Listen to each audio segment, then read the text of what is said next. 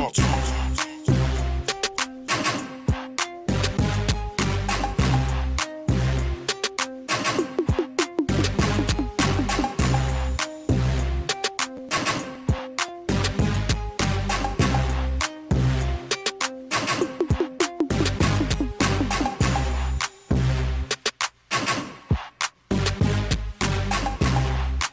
What's good, everybody? Welcome back to Veterans Minimum. I'm your host, Nick Dais. At Nick Dais 10 is where you can find me. Veteransminimum.com is where you can find everything for the show. And my guest, my guy, one of my favorite people at Blue Wire, Kenny King Jr. What's good, bro? Nick, what's good, brother, man? How's the move to Vegas?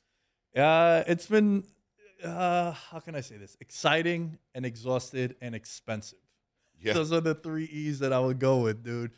Yeah. It was, I still haven't had like a real day off as far as like I get to just be an asshole on my couch and just chill. pig out and chill just because I didn't have internet for the first couple of days, for about like 10 days, I would say. Jesus. So it was horrible. So I was watching all the games out, and I'm someone, I don't know about you, but I like watching them alone for the most part. Yeah. Unless it's a primetime game, then I don't mind going out. But when it comes to watching Red Zone, or, you know, I got to get used to saying the 10 a.m. starts. Yeah. And the 1 p.m. starts. I like watching that shit by myself. See, but you got to enjoy the fact that you don't have to wait until 8 p.m. for a game, though, right? Amazing. Like, isn't that great? Like, you can do things after the game. Dude, last night when the game ended, it was like 8:15. The Packers-Bears game. Yeah. Packers get the job done. They beat the Bears outright. And covered comfortably, too. That was my favorite bet of the entire weekend. 10-0, by the way. You know, Nice. I'm not going to break my hand patting myself on the Might back. have to hit you up for Listen, picks. man, in the game, there's amateurs, and then there's some vets. You know what I'm saying? So that's what you got here. Been on fire. Been a great start to the year. But going back to that, as I'm watching that game ends. It's 8:15. I'm like, holy shit. I could do something now. I could go out if I needed to. I ended up just meal prepping because I was bored and I was unfamiliar with like what's good right now, like what's good to do. And yeah, man, that's been one of my favorite things, dude. That's dope. You meeting some cool people out here, though? Yeah, yeah. This is the 10th time that I came out to Vegas. Okay, so you're kind of a veteran already. Yeah, I've got to network with a lot of people, and everyone in the studio has been really awesome, and the people that live out here have been dope. So it's been a good time, man, and I'm excited to be out here. But I've been pretty exhausted for the most part. Oh, I bet. I'm sleeping early though too. Really? Like I'm in bed by 10:30, up at 7. You were out late Saturday night. Yeah, Came through the party. I appreciate that. dude, that was a great time. You almost had me. I was about to convert teams, bro. Bro, hey, that's what we do. Raider Nation knows how to throw a party. I can tell you that. May not know how to play football right now, but they know how to throw a party. And we put together, I mean, that was our first event, obviously. It was huge. It was exciting. The party bus went off with a bang. Marquette King came through, which was dope because, you know, love him or hate him, that guy he's a great personality and great dude, too. And so, I mean, yeah, the party was fun. It was a good time. Glad you came out. Yeah, man. Thanks for having me. Shouts to Raider Cody also and some of the other guys over there. You got me on the pod as well, that live pod that was going down. That was dope. And it was cool, man. It was so cool, like seeing all the Raider fans come out and all like the theme songs that were being played and that like real West Coast vibe. That was pretty awesome. And it was funny because at one point you're like, yo, what do you want to drink? And I was like, yo, Kenny, I make it easy, bro. I'm a white guy. I drink anything. You know what I'm saying? Just line it up, and it was good. And you were blessing me with some beers. But we need to get into some sports talk, dude, because, you know, you're the big Raider guy. You're my Raiders guy. What's going on? I knew you were going to hit me with that. What was that yesterday, dude? Because I was here, and I'm watching the games on my laptop, and then I get home, and by the time I got home, I just see Kyler Murray running around for 20 Mississippi and then making that play. I don't know what happened. Like, when you're up 20-0, you expect it to be a win. You expect it to be, that's it. That's what you got. And, I mean, I don't know how they came back. I don't know what the hell happened, but yeah, it was ridiculous. And then the fact that just Kyler went untouched. I mean, it was literally like he ran like 38 yards on a 2-point conversion. It's like, come on, man. But, you know, I think with the team is like they're these close losses, and I think that that's one of the things that the Raiders have always done. It's most games that they're in are close. It's either a close win or a close loss. Like you don't really see a lot of blowout losses. You don't see a lot of blowout wins. You basically just see this team that it's either going to win or it's not going to win. And this time, I don't know what the hell happened. It was like they started hot. Devontae Adams only had two catches, one touchdown. Hunter Renfrow with rare fumbles, like 2 fumbles. That shit just doesn't happen. And so it was weird. Like it was just really, really weird. Dude, I don't want to like get at you, but I tried to tell you about the 1-score games. Yeah. Like the Raiders last year, undefeated in overtime too. And that's not just a Raider thing. Like it's so hard for you to win those close games. Like even if you look at the elite quarterbacks in the league, like that's one of my things when I'm handicapping or like trying to predict like season-long outcomes. It's one of my rules of thumb is what's your record in 1-score games? Because year over year, it's not sustainable for you to go 8-1 in 1-score games. And I'm talking about if you go back to like Brady with the Pats, Russ with the Seahawks, even Peyton Manning, so far back, it's just something that's not sustainable. And the Raiders had so many close wins last year. And another team we'll get to in a little bit, Cincinnati, also had a bunch of close games last year. And now the ball ain't bouncing your way. That holding that didn't get called last year, now it's getting called. Yep. That PI is getting called against you when it was for you. So that's one of the things, man, in those 1-score games for as good as Carr is. And, you know, everyone's getting on Carr as always. I feel like he's the scapegoat. Carr's the easy scapegoat. You know, if the Raiders lose, it's Carr's fault. Carr throws no interceptions, it's Carr's fault. Carr throws 3 picks, it's Carr's fault. You know, they say they want Derek to be more aggressive. Derek's more aggressive. When you're more aggressive, you generally throw more picks. I mean, look at Brett Favre. But when he's not aggressive and he checks down and he completes a bunch of passes, they don't like that either. So it's like Carr's the guy everybody loves to hate. But then you talk to other fans of other teams and they're like, oh, I'd take Carr over our quarterback anyway. Bro, you know, you kidding me? You know what I'm saying? Like, what do I got to do? Like, I've done a Browns pod, I've done a Colts pod, and it was before obviously they got Watson with the Browns. But it's like you're telling me that you wouldn't take Carr over Baker Mayfield, you wouldn't take Carr over Matt Ryan. Like, it makes no sense to me. I mean, it all comes down to how I personally define what a franchise quarterback is. Yeah, you want him to win Super Bowls. Yeah, you want him to be MVP. But that's hard. That's hard for you to do. There's only one of each of those that comes out year in, year out. So to me, I feel like a franchise quarterback is when I draft you, am I avoiding that position for the next 10 years? And I know that you're available. You're productive. And you're just there. And you're an adult too, right? Yeah. Like the way he handled everything that went down last year, I've been talking about that many times. Shouts to you. You've reposted that clip that I had about like, yo, I would have voted for him for MVP last year.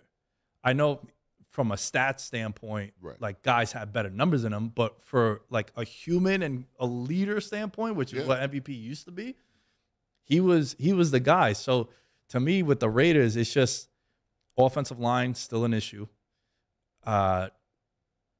Derek Carr with Devontae week 1, you're like, yo, it's as if they're back at Fresno State. Right. And then in week 2, they couldn't seem to get him the ball. But I just think that it's hard, man. When you're banking on these 1-score games, it's really tough for you to. You need to go out there and you need to get some blowouts. You need to get some blowouts under your belt. Now, I think that, you know, we look at this season, right, and then they've already started 0-2. The cool thing is that they face all of the AFC West within the first 5 weeks. So, you know, you've got the Titans this week. Is that a good thing? For me, it is. I mean, because here's why. You have the Chiefs in Kansas City week 5, which historically the Raiders play the Chiefs generally in Arrowhead after like November. And we all know the Derek Carr can't play in the cold theory, right? The last time the Raiders won in Arrowhead was like week 6 or 7, or something like that. That was recent, wasn't that like 2 years ago? Yeah, a couple years ago. It was Henry Ruggs had scored a big touchdown. Yeah, I remember that. Yeah, I mean, it was a crazy game, right? And you know, so it gives you a little bit more confidence kind of going into that game. I think that, you know, if you go into, you know, obviously they need to put a couple wins up, But if you go into that game, you have the confidence going, okay, it's week 5. Hopefully we beat the Broncos, So you go in, you're 1-1 in the AFC West. You're going into this Kansas City game. Casey's off to a hot start right now, and this is an opportunity for the Raiders to really make a statement and say, look, we can go into this game, and if you can beat the Chiefs, you're 2-1 in the division. You're sitting there, you've knocked off the top team in the division, and then you don't see them again until the end of the year, which is going to be a revenge game. And hopefully, at that point, we're talking playoff implications or not. Obviously, it's hard to talk playoffs right now at 0-2, but that's the opportunity that you have right there. Yeah, I hear what you're saying because of the division, but I don't know if I would want to. If you're in the hole right now, like you are, to have to play those tough teams, though Denver's a fraud. Like I'm sorry. I don't know what's good with that, man. I'm sorry. I'm not going to sit here and say that Russ is washed, but that's what I'm going to say. Well, so here's the thing, right, about Denver. A lot of new pieces there, mostly with the head coach and the quarterback. And I think Russ, it was crazy to give him that contract before he even played. It wasn't necessary. Like he gets there, he was happy. It wasn't him holding the franchise hostage to get this deal done. And you give him that, and man, that don't look that good right now. Nah, I mean, there's a lot of contracts out there right now that don't look good. I think Russ is one of them. I think Deshaun Watson's contract, I don't know how you pay that guy all that money. He threw the whole league into a loop. Yeah. Because now all these other teams that are negotiating, you think it's easy for Lamar now to get paid with everything? Because Lamar and his team are probably saying, even though he doesn't have an agent, he's probably saying, yo, if you're giving all this dude guaranteed money, and I'm way better as a player, and as a person, and I've accomplished more. Like, I went on this rant last week about Lamar. Like, he's the only quarterback that he's paired with, like all these guys that are under 26, 27 years old, and he's way more successful than all of them, besides Mahomes, who's won a Super Bowl. Right. But he's won MVP. He's 38-12 as a starter. Well, 38-13 now after yesterday's loss. But dude is just always there. So with the Watson thing, like, you're looking at that contract as a bad one too. But circling back to Russ, it just seems like that magic, that Russ magic, and let Russ cook. It's not the same because he's up there in age now. He got banged up last year, and he's not doing as much as he once was with Seattle. Right. That's the big takeaway for me. I think that also, you realize kind of the coach that Pete Carroll is, and how I think he got a lot more out of Russ. I think that Russ was better with Pete Carroll, and I think that they kind of needed each other. Like, even though there's probably turmoil there, they needed each other to be successful. I don't see Russ having that same type of success in Denver, and I'm not saying that as a Bronco hater. I'm not saying that as a Raider fan. I'm just saying that Russ isn't the same guy that he was 5 years ago. Russ isn't the same guy that beat the Broncos in the Super Bowl. This is that was also a decade ago almost. That's what I'm saying. Like, it's been a minute. Like, when we start talking about the top quarterbacks in the league, I know that people still have Russ up there in the top 10, but we might have to start having a conversation about that, because I can name probably 10 quarterbacks better than Russ. And so I think that, that's a conversation that we have with that is, are the Denver Broncos for real? I don't think they are. Yeah, they barely got by Houston yesterday.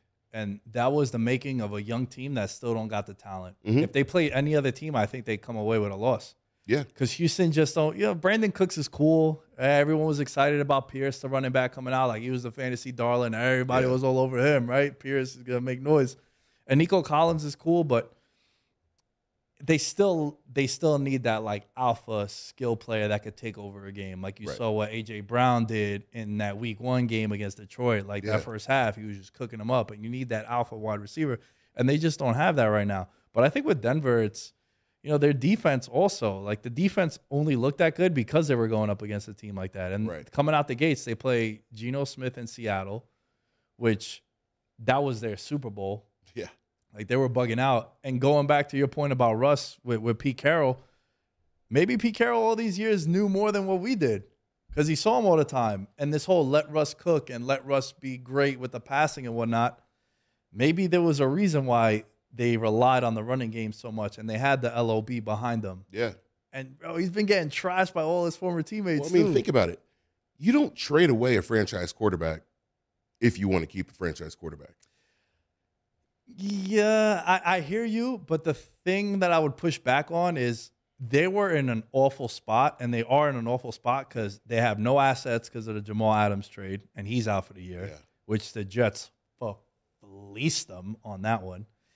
And he had already gotten paid, and they were going through a rebuild. So it's like, do I want to rebuild with a $40 million quarterback a year, and I have nothing coming back with any assets? So that's why I think they got rid of him. But I mean, still weird though. It's weird. Yeah. Like you're not going to see the Chiefs aren't trading Pat Mahomes anytime soon. Nah. You know, I don't see the Bengals getting rid of Joe Burrow. I don't see the Chargers getting rid of Justin Herbert. You know what I'm saying? I don't see the Raiders trading Derek Carr.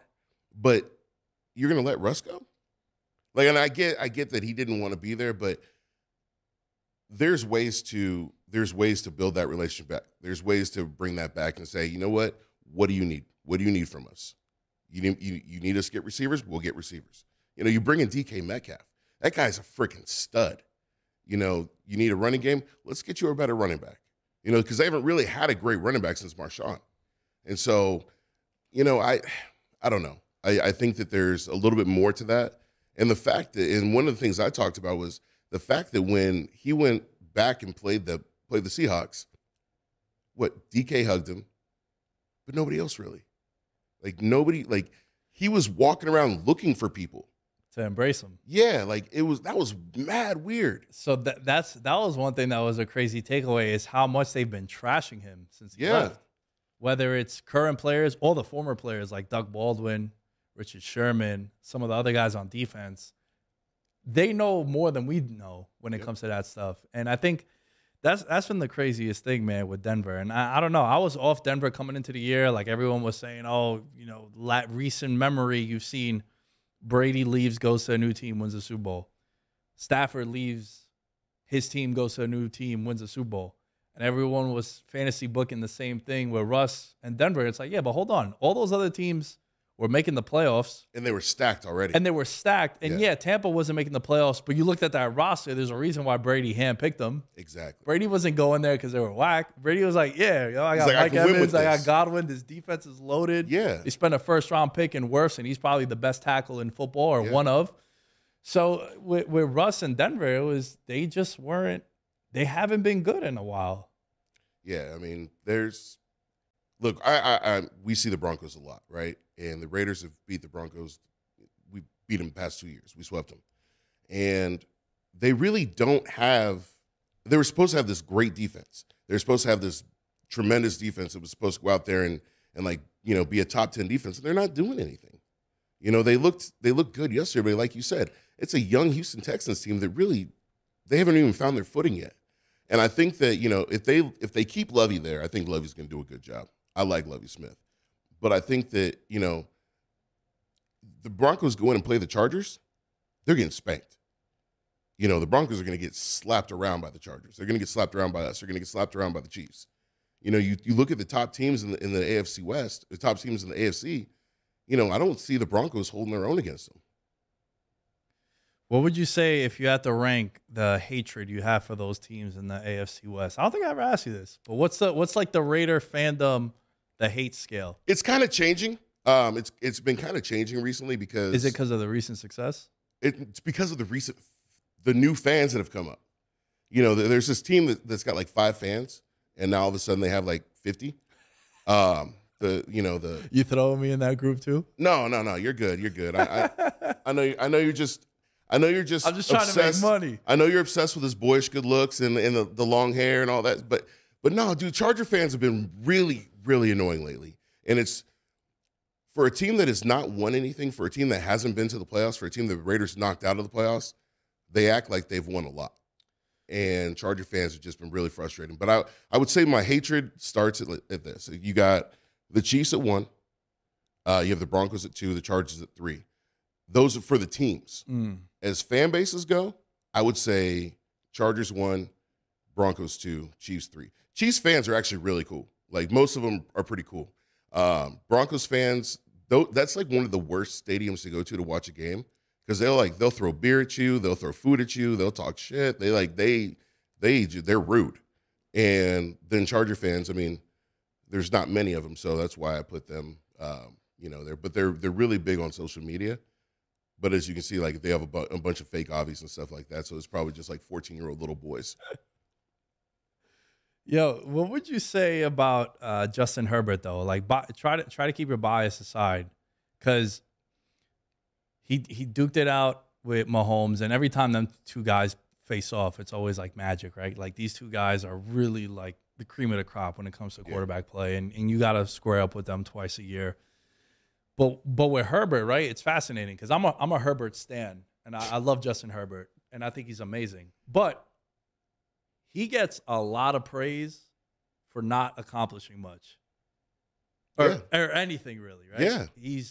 I think he's 16 and 18 as a starter, but he's set up to be the next guy or be the guy. He's right? He's a dog. Like, I'll give him that. He's a dog. But I'm saying, like, isn't it weird though how we haven't had? I don't think we've had a quarterback like this in recent memory. No, because he's not like a Mahomes, but he's also not like a Brady. Like, he's wait in one sense, because I think he's just like Mahomes. I think he's the closest thing to a Mahomes. He's I don't know. I don't really see Mahomes. I don't know. There's not a really good comp for him. Like, there's not. He's got a great arm. He's mobile. He can move. He's smart. He plays a smart game.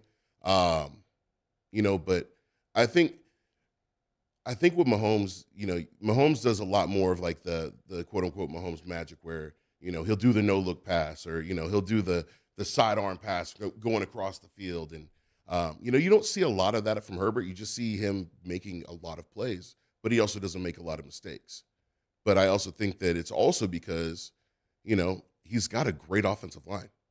You got Rashawn Slater sitting there, who's, one of the best tackles in the league. You've got, they spent a ton of money on that line, and that offensive line. And draft capital too. Yeah, and that offensive line helps him a lot, because you have one of, the AFC West has probably the greatest pass rushers in the league. You got Gregory and Chubb over in Denver. You've got Crosby and Chandler Jones over here in Vegas.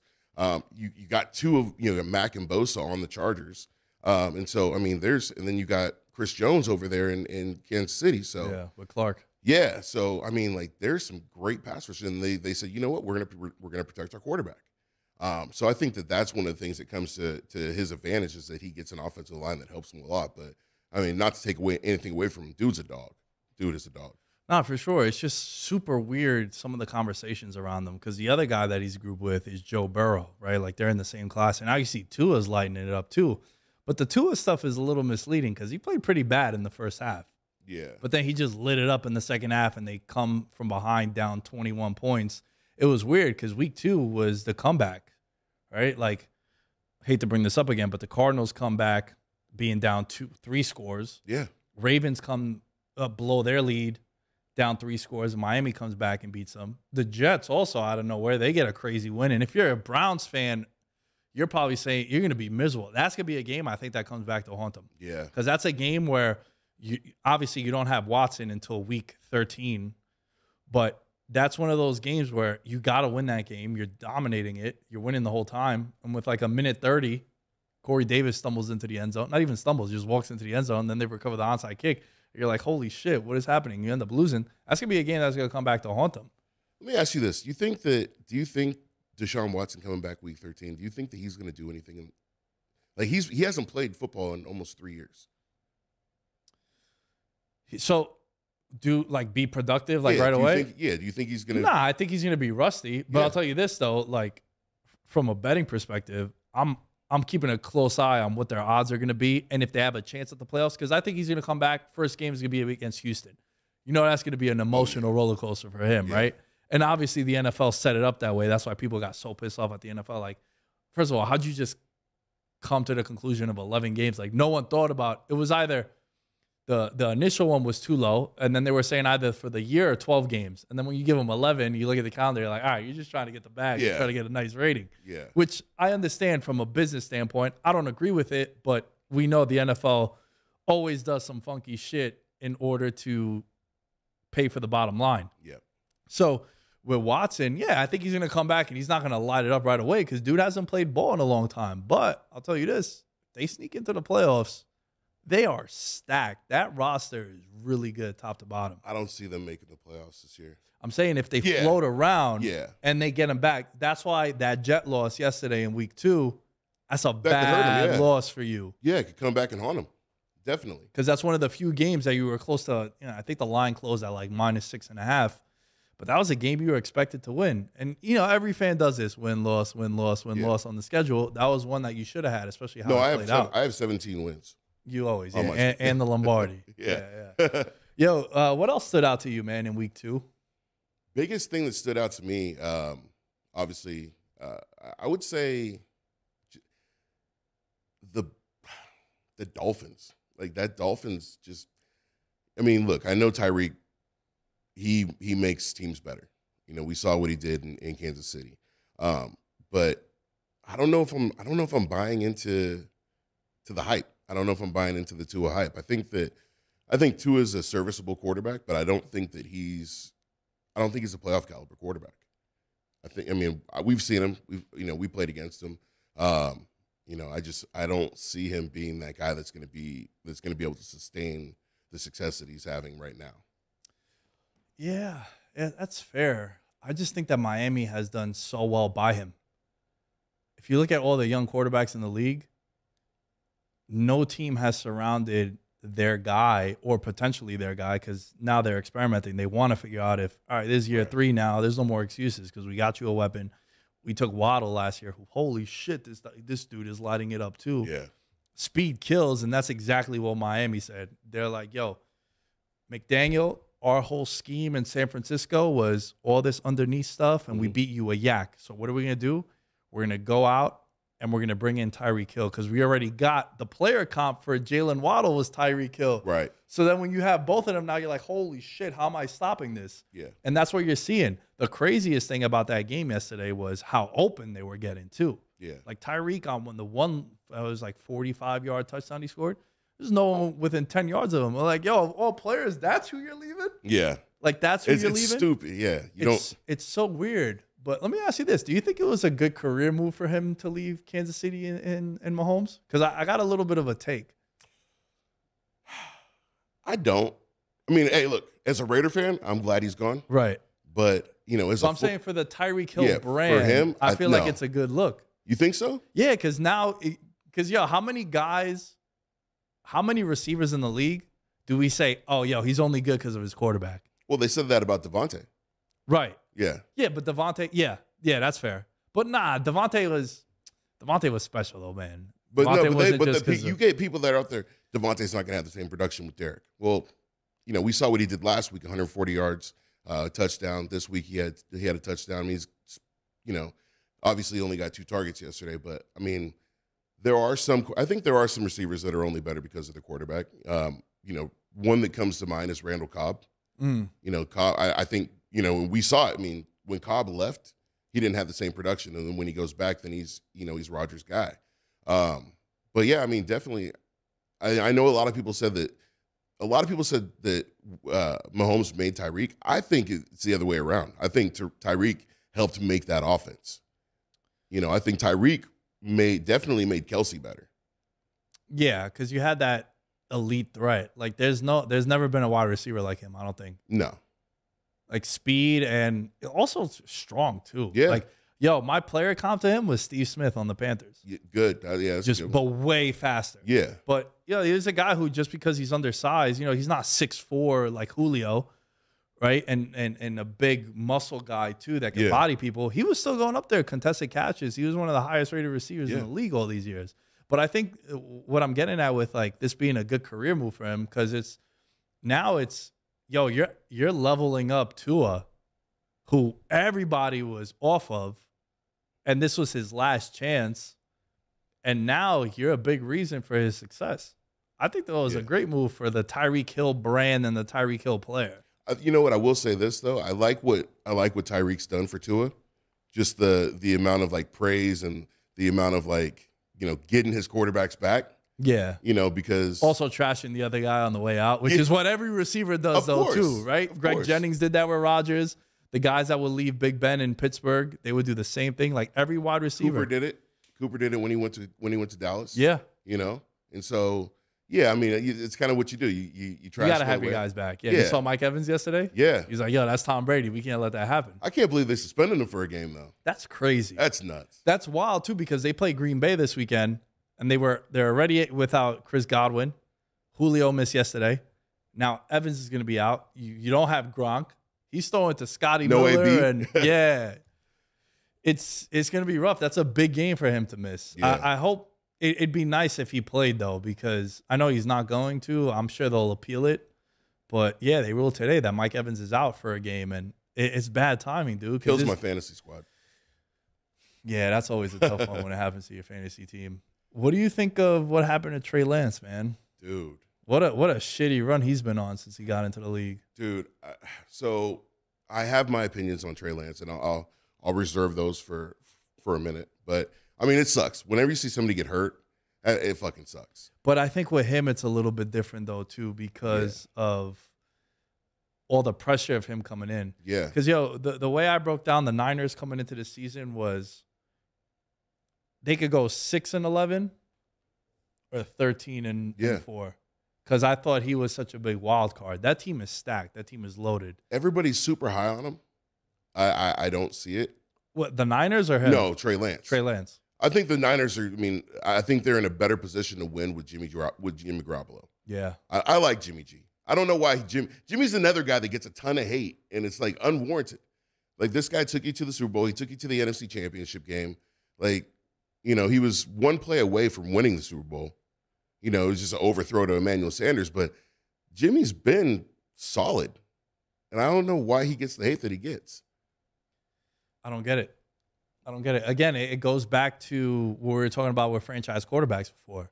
Yeah. Do you want your guy to win the Super Bowl? Yeah, no shit. Everyone does. Of course. But it's hard for you to win the Super Bowl. You only get one team that wins every year. And I would love Jimmy G's another guy who I would have loved for the Giants to have. Yeah. And I think a lot of teams should have made an offer to get him. But San Francisco holding him on, now it's his team again.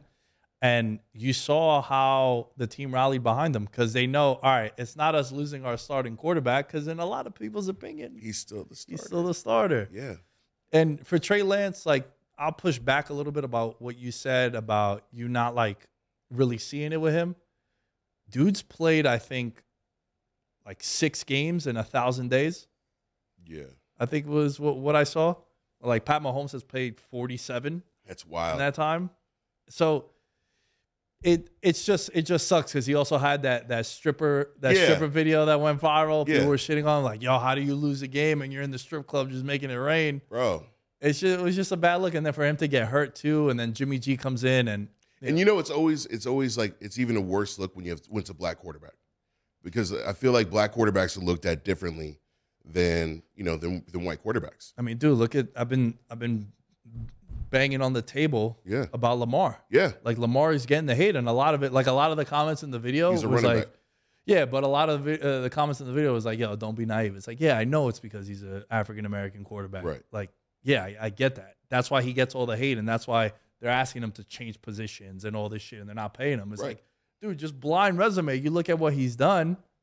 Of course he should be a top-paid quarterback in the league. Yeah. I guarantee you when Justin Herbert's contract is up, they're not going to bat an eye on how much money they give him. Yeah. But all of a sudden, like, they don't want to pay Lamar? It makes no sense. Yeah. Trey Lance, though, do you think – I don't want to say, like, it's going to be a big hole for him to climb out of, dude. I'm going to tell you right now. Because now you're going another 360-plus days without playing a game. And if Jimmy takes the Niners to the Super Bowl and wins the Super Bowl, then what do you do? Then you have a really, really big question mark. You got, okay, well, this guy just won a Super Bowl for us. This guy was hurt. He played 6 games. What was it, 6 games in 1,000 days? Yeah. So, not even with them. I'm talking about like in college too. Yeah. And so how do you're already behind the 8 ball. How do you come back from that? You don't. You can't. It's going to be similar to like Carson Wentz and Nick Foles. Yeah. Where Carson Dude, I had a friend of mine. He went to Philly to watch an Eagles game. He's like, yo, you know, I didn't know this, but they have a statue of Nick Foles outside the stadium. How can you be Carson Wentz and walk to work when they got a statue of your backup? That shit was crazy. Like, man. Yeah, but no shit, it wasn't going to work in Philly, right? Yeah. Like, at that point, how do you win the Super Bowl with Nick Foles and then you turn to Carson Wentz, and when Wentz parks his car and goes to work, oh, yeah, here's a big-ass statue of Nick Foles. Like, what the fuck? That's nuts. That's nuts. That's crazy, man. I got a lot of friends that are Eagles fans. I obviously went to school in Philly, and so a lot of them hate Wentz. Yeah, like they cannot stand Wentz. And I mean, from what I've heard, a lot of people on the team didn't like him either. A lot of his teammates weren't a fan of him, and I heard he's like just burns bridges everywhere he goes. And so, well, I mean, Washington fans don't like him already. My buddy Josh is like, yo, get this guy, give me Taylor. Yeah, Taylor Heineke. Yeah. And I think the thing with Nick Foles is Nick's such a likable guy. Like he's like that true underdog story where like, he comes in, he takes over, he wins the Super Bowl. Everybody likes him. Like he's, never had any issues in the league or nothing like that. Longtime journeyman, just kind of going bouncing back and forth. He beat the shit out of the Raiders back in like 2007 or something. It was like the that. Christmas game, wasn't it? Yeah. Oh, no. Oh, he threw the 7 touchdowns against the Raiders. 7 touchdowns. Riley Cooper freaking had like 2 touchdowns. Oof. Like he beat the shit out of the Raiders. That was the one game that I left early. Actually, I left too early. It was Jamal Charles' game where he had like 5 touchdowns. Oh, man. I remember that. He was on my fantasy team. We've had some rough fucking losses, man. Ay. Yeah, let me ask you something about that Cowboys game. And to me, it was one of my favorite bets of the weekend was the Cowboys catching 7 points. And the reason why is because you could get lines on every game prior to the games being played, right? They're called look-ahead lines. And sometimes after the afternoon slate, they'll release the lines for next week. So the teams that are playing on Sunday Night Football and Monday Night Football, that hasn't impacted the line yet. Those are called standalone games, primetime factor, island games. Everybody's watching them, and those lines are always inflated in one way or the other. So when before Dak gets hurt, they're a 2.5-point favorite at home against the Bengals. Dak gets hurt, line opens up at 7.5. Damn. And it's like, yo, hold on. We've seen this dude, Cooper Rush, step in relief. Yeah. In a similar situation last year on the road against Minnesota. Hostile environment. Minnesota has one of the better home field advantages. I know some pro bettors that when it comes to like home field advantages, they weigh that one just a tiny bit. Maybe it's like 0.5 point worth more. And now you're telling me that the drop-off between Dak and Cooper Rush is 9 points.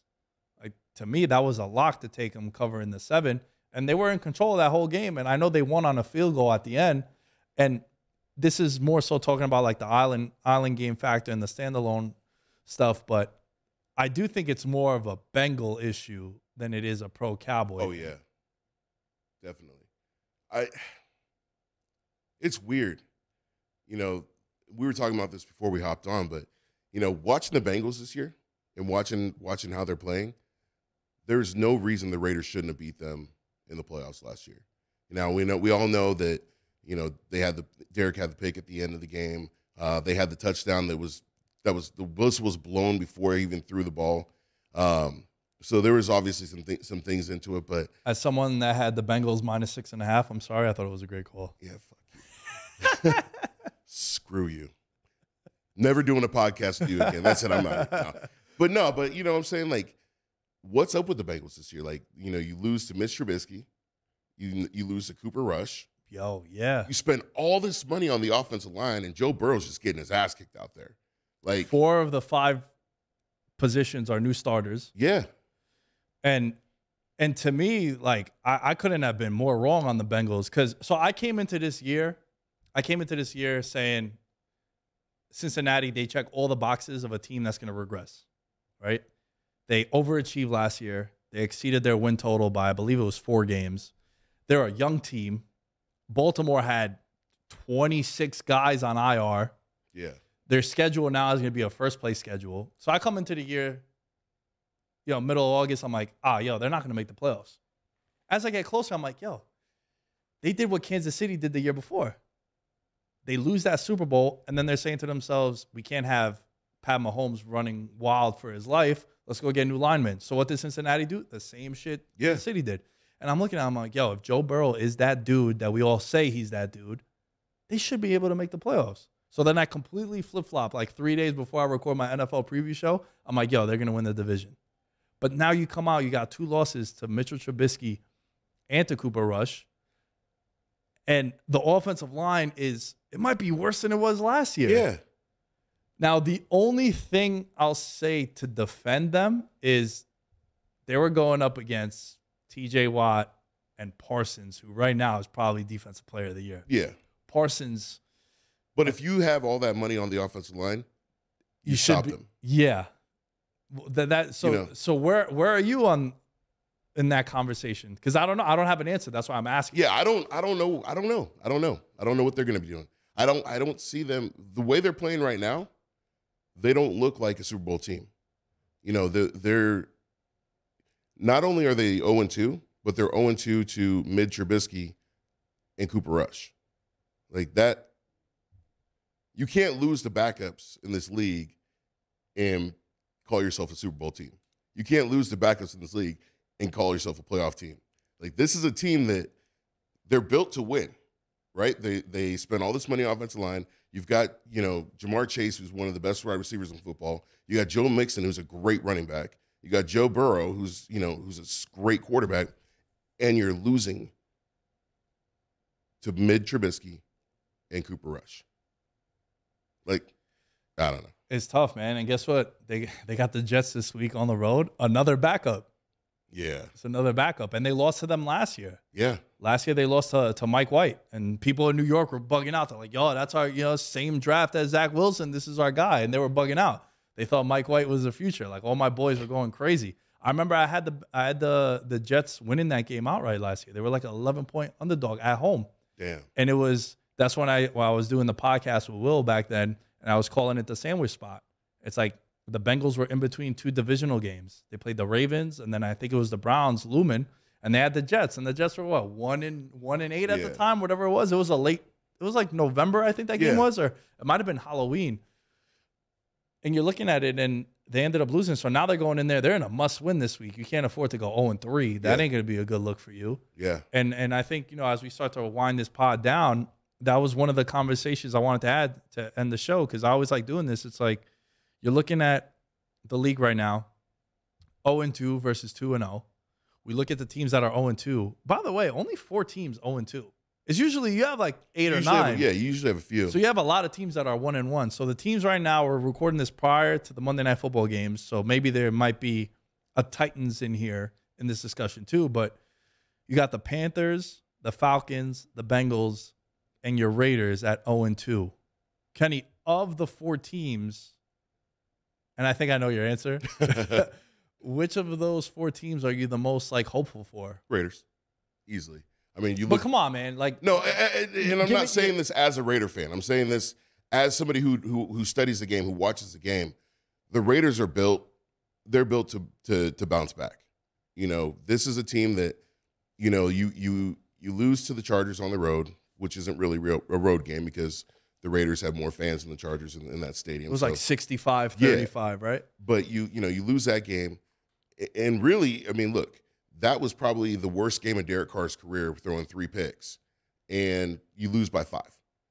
This game, you lose to the Cardinals. They blow a 20-point lead, and the Cardinals come back and beat them. I think that the Raiders just need to get their thumbs out of their asses and figure out what they need to do, and also, you don't have to target Devontae Adams 30 times a game, but you also don't target him twice a game. You've got a top 3 tight end in Darren Waller. Use him. That's what he's there to do. He just got a big contract. Use him. You gotta spread the ball around and feed these guys, but you've got playmakers on that offense. You've got some top playmakers. You got Josh Jacobs, who's not a scrub. And then you look at the defense. Josh ain't a scrub. He's not a guy who's gonna make. Look, he's not a guy who's going to make the long yardage run. I think his longest run is like 50 yards, right? but he's not a scrub. You know, do I think that he's going to be on the Raiders next year? No. You know, do I think that the Zeus is going to be, you know, the feature back by the end of the season? We talked about this. Absolutely. But, you know, they can run the ball. Listen, Raiders. if you like running backs to get you like 2.9 yards a carry, then that's kind of your guy. Yeah, you know, that's what I'm saying. Give Zamir the ball, you know, but I'm also like, on a serious note, when it comes to running backs, I need a guy that can take a run 70 yards. Yeah. And he's just not that guy. Zeke isn't that guy anymore either. You know, so like that kind of running back, I don't really like. I like the guy that, bam, Jonathan Taylor, Saquon Barkley now back finally, thank God. Yeah. Like those are the kind of running backs that I like, that explosive running back. Najee Harris is a guy that I'm not really a big like. He's another dude, and it could be circumstance because the team is just the way they're built, and the offensive line isn't that elite. Where you look at, he'll have 400 carries for 1,200 yards, but you're looking at it like, yeah, it's like 3 yards a carry has just because he's not that home run threat. So that's why with the Josh Jacobs. I get that, but I think the Raiders are definitely set up for more. Their Raiders are set up to bounce back. You know, you look at the Panthers, they're not really a team I'm high on.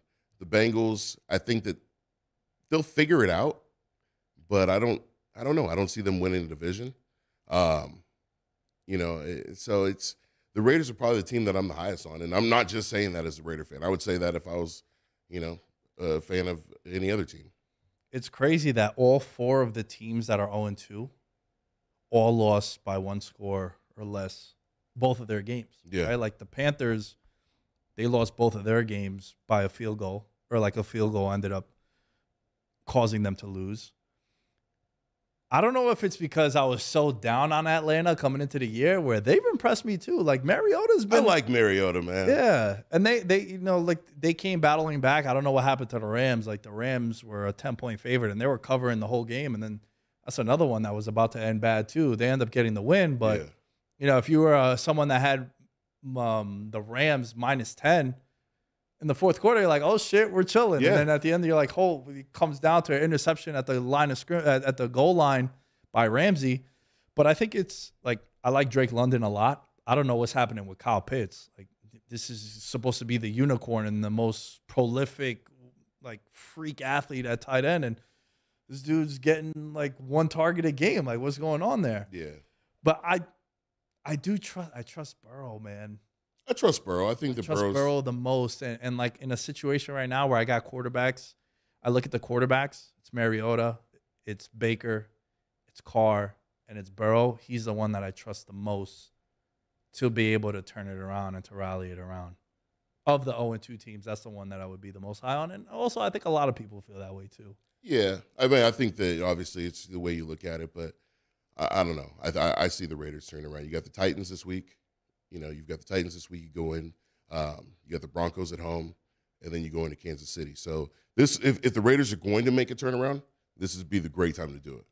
You got to try to get to like 2 and 3 after 5, right? Like, yeah. You would sign up for that, especially now being 0-2.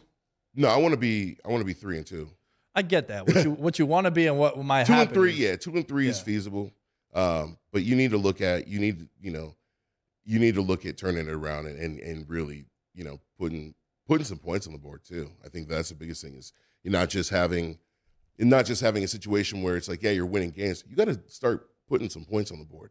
You know, this is an offense that you've got Devontae Adams and Darren Waller. There's no reason that this offense should be putting up 30 points a game. And so that's what I'm looking at.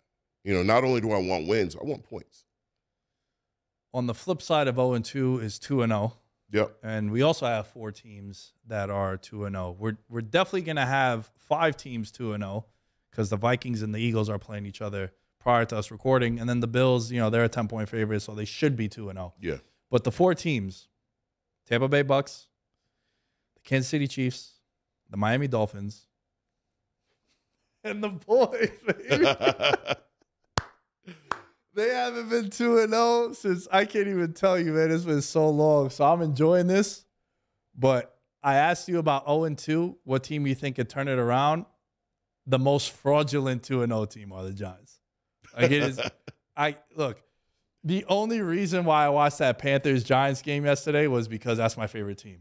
outside of that game was unwatchable. Daniel Jones continues. There was a play right before half. They're trying to go down the field, and this dude just throws like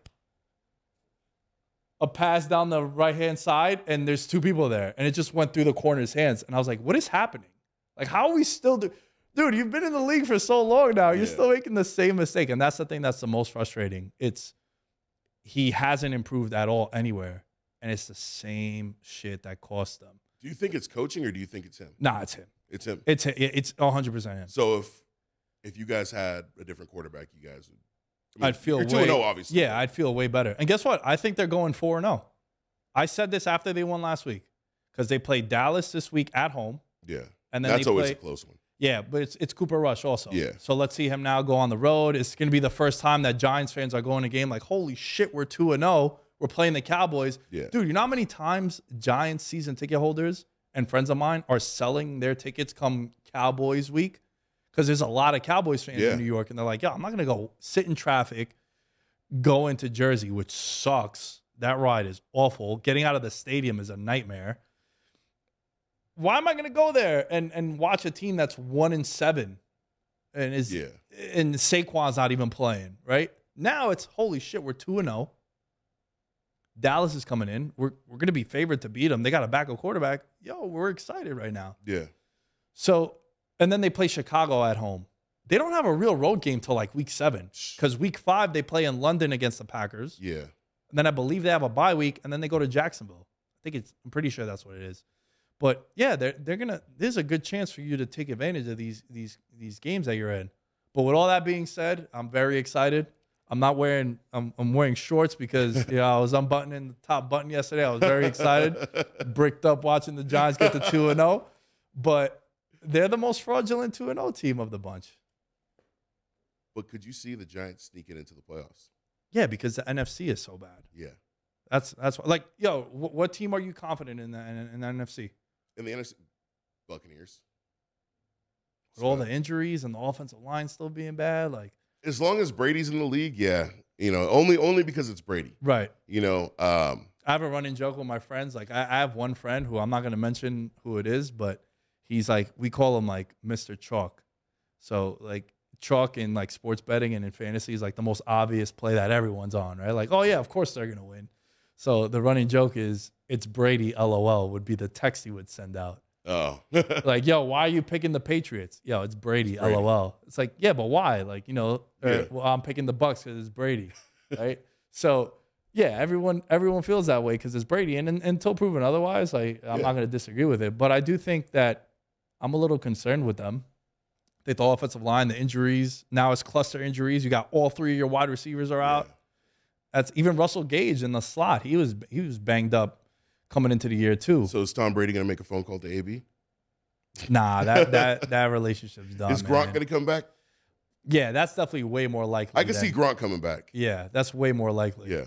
But of the 4-0 of the 4 2-0 teams, is Tampa Bay that you're the highest on? I would say that they're the ones that I'm the one that I'm the highest on is the one that I hate to say that I'm the highest on, but it's the Kansas City Chiefs. But yo, they didn't look that good, man, in that Thursday game. They got really lucky. Yeah, they did. They got really lucky. Asante Samuel, I can't believe how that wasn't ruled an interception. The Chargers are legit. They're a good team. I left that game, and this could be me holding a futures ticket at 16-1 on the Chargers. And everyone knows how I feel about Herbert and the Chargers, but I left that game more confident in them than I was in Kansas City. Like and it's Chargers being Chargers, right? Like, isn't that the joke? Chargers charging, yeah. Chargers charging, right? Yeah. So it could be that too. But dude, I've been praising Asante Samuel Jr. for a minute now, and I think now the world on like a national level was like, holy shit, this guy is the best. I think he's the best corner on that team. He's a beast. And they just brought in J.C. Jackson. JC was getting cooked By a backup tight end? JC was getting cooked. Yeah, but that was also a dime by Mahomes, too. Like that literally was like he walked 50 yards down the field and just dropped it. It makes me excited to see Devontae versus JC next time because we didn't get that first time. We didn't get that first matchup. And, I want to see that. But I think that, I'm probably the highest on the Chiefs just because it's Mahomes, LOL. And then I would say the team that I'm the lowest on, I would say the Dolphins. Really? Because we've seen this movie before. Remember when the Dolphins came out and they brought out the Wildcat offense and they went hot? They were hot for like 6 games. Yeah. And then everybody figured them out. We've seen this movie. And look, I don't see them being, yeah, sure, they beat the Patriots, but it's Mac Jones. You know, it's not the same Patriots that it was. And you have Matt Patricia calling the plays.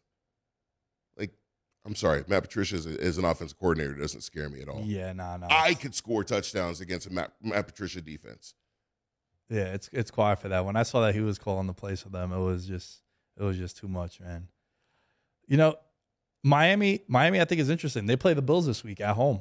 Yeah, and they're going to get exposed. You think so? Yeah, the Bills. I mean, I've got the Bills as a favorite to win the Super Bowl this year. Yeah. Josh Allen is unreal, and Stephon Diggs is insane, and I see the Bills being.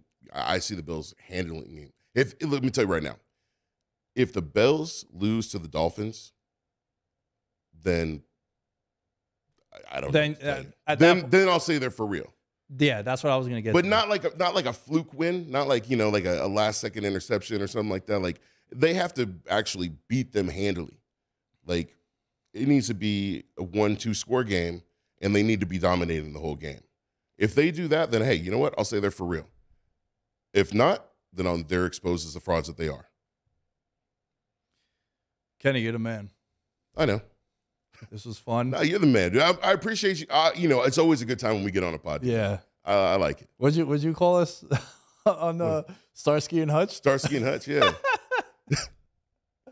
I'll go with that, man. I'll go with that. Before we sign off, big ups to the members of the Patreon. We got Nick Chavez, Alex Harden, Christopher Velasquez, Derek Platees, Devin Rendon, Mike Wozniak, Nick Crumbs, Thomas Robinson, and Jordan Riley. Shouts to Bernsey, who whooped my ass in the fantasy league, the VM Fantasy League. Shouts to all of you guys. Shouts to the members of the Patreon. To join the Patreon, it's patreon.com/veteransminimum. Veteransminimum.com is you can find everything, the YouTube channel, the Twitter, the Instagram, the Facebook, LinkedIn. All that shit is over there. Easier for you guys to find. At Nick Dais 10 is where you can find me. Kenny, where can they find you? Plug what you need to plug. Yeah, podcast Real Talk. We're here with the Blue Wire Network. I'm available on every podcast network. You can also check me out. Best way to find me is KennyKingJr.com. It's got links to the podcast. It's got links to the Facebook, Twitter, TikTok, all that fun stuff. Yeah, and just follow me. I'm funny.